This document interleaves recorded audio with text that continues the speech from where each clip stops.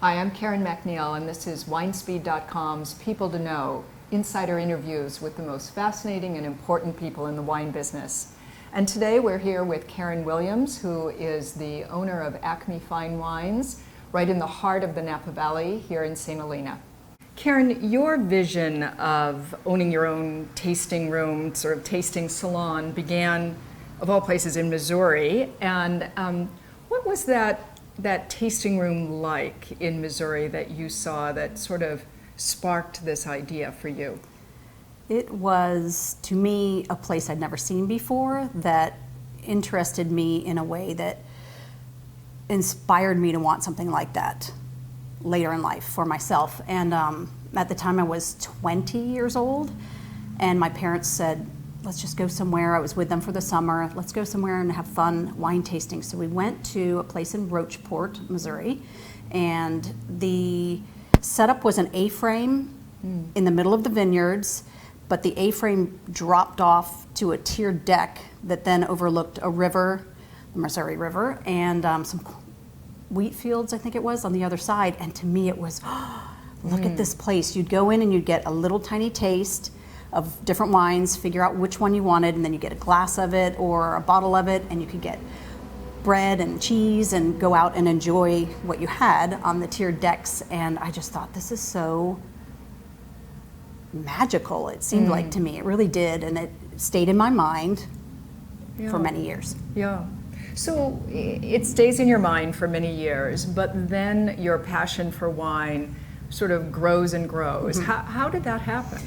It was then me deciding I should take online courses, I should read as many books as possible, I should subscribe to wine magazines, and it fueled the interest of wine itself, not just the tasting experience, but wanting to learn about wine and winemaking and wine from around the world. And so that progression led me to Napa Valley. Yeah.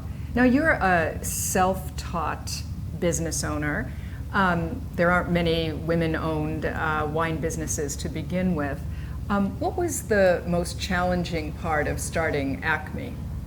I think it must have been people wondering, was it a viable business? You're talking about introducing new brands to customers in the market that don't know that these even exist, because we live right here and get to know about them first and help them launch. So it was more of a, can this work question that came to me, and I thought, yes, it can. It can because what? Because you're exceptionally good at hand selling, or? No, well, I had practice at Trevina Restaurant when I was there, and meeting the small producers, meeting the larger producers, and putting it together like this person might one day be like that person who already has their brand out there, who's already established themselves within the wine industry across the country, across the world. And I thought I would love to be a person who helped the smaller brands get their name out there and become household favorites. Yeah, but you don't really call yourself a retailer exactly. You use a kind of salon, or a more experiential kind of experience. I mean, tell me how you think about that.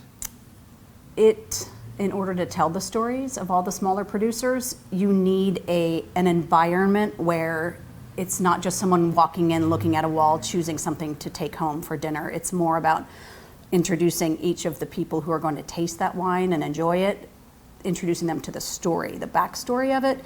So it takes time to get to know what's in the bottle, and that's where we come in as the storytellers of the smaller producers and the introduction to those brands. So it's experiential because they can sit and taste with us in a private tasting, or they can read newsletters that we then put out too. If they're not local or aren't visiting the Valley, then they can read the stories in a format that interests them enough to want to buy it. And people are sitting and tasting with you, right? And that must be really, for a customer, it must be a very special experience, because you obviously have a great and experienced palate. So that must be part of the charm. I think learning those stories, and then being able to then that person feel a part of, I've just learned something that I wouldn't have learned had I not stopped in here, had you not introduced me to this. I wouldn't even know that this 50 case production exists. Yeah. It's fun to be the storyteller of it. I bet. Now, what does the name ACME actually mean? Well, it means the pinnacle. Yes, that's true. It does mean that. It does that. And it was deciding the name of it needed to be something simple and something that wasn't a word such as elite. Yeah. Elite wines, because that to me wasn't what was most important about a wine experience. Isn't what's the most expensive wine I could possibly buy. I'd like that from you. It's what's the best tasting wine I can buy. And ACME has always been a name that's just been associated with a generic look at any product, really. It's for back in the day, it was the first in the phone book, so it was going to be found first. But of course, we don't have that anymore. We're Googling, and it to me has a retro feel to it. As it could mean anything. It could mean the finest, and it could mean just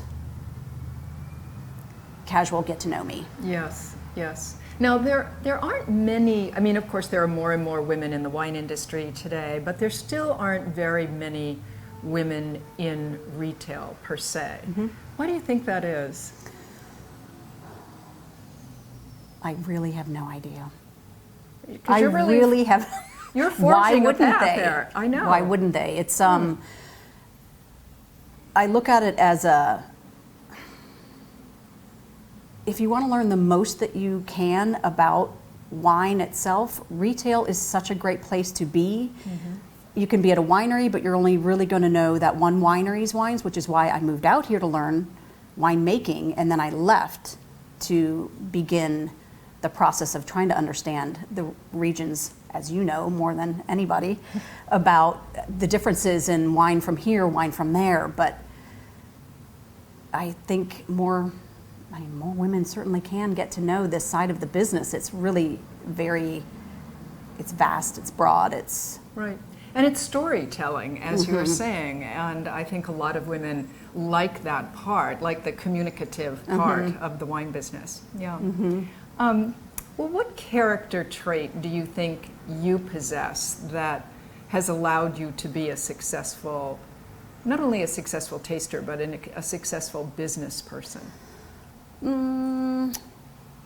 Passion is just the biggest word. I think it started back in Missouri, and it has stayed there, just a well-lit passion for, first it was just the discovery of what an experience could be, and then it turned into the discovery of what small brands are out there, what these families are trying to do for themselves, and just their launch into the wine world. And all of it, for me, is just watching the passions around the families, and we get to tell their story. I think it's the common word is just that. Yeah. Well, thank you, Karen. And our full interview with Karen Williams is on WineSpeed.com's People to Know page.